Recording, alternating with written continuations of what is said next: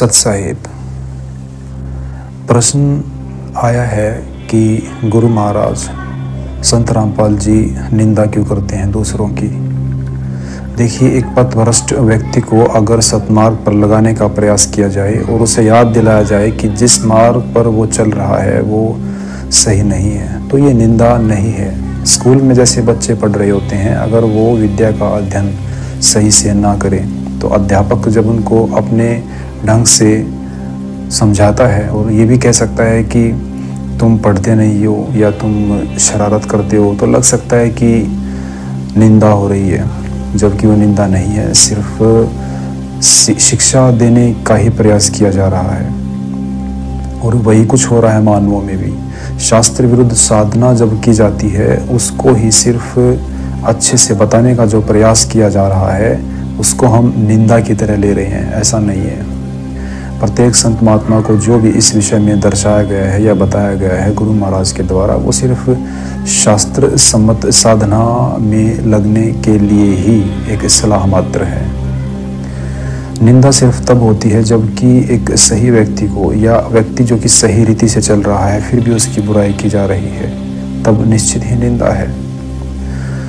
और इसे हम उल्टा करके भी समझेंगे, गुरु महाराज को भी निंदाओं का सामना करना पड़ रहा है। देखिए, लोग उनके द्वारा बताई शैली को पहले जांचते और परखते भी नहीं हैं और निंदा करने पर उतर आते हैं।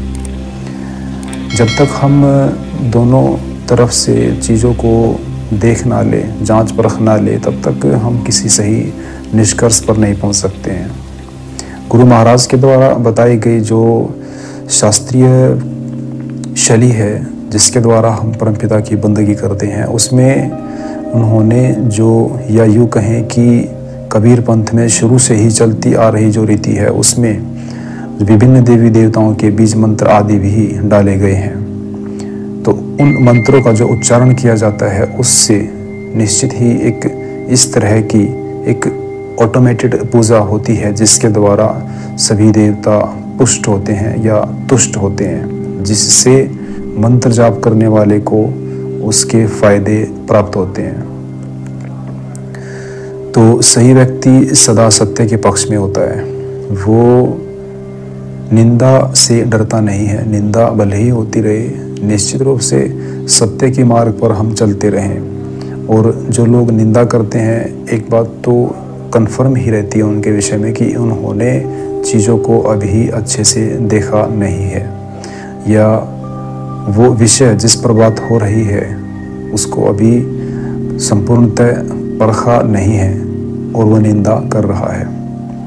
लेकिन ये बात हम समझेंगे सिर्फ उन लोगों को लेकर जो कि निंदा कर रहे हैं या बुराई कर रहे हैं, कबीर पंथ में चल रहे किसी भी उस सतमार्गी भक्त को लेकर जो कि कबीर पंथ में ही मिली हुई वो शैली जो कि अच्छे से एक सही और परफेक्ट साधना दर्शाती है।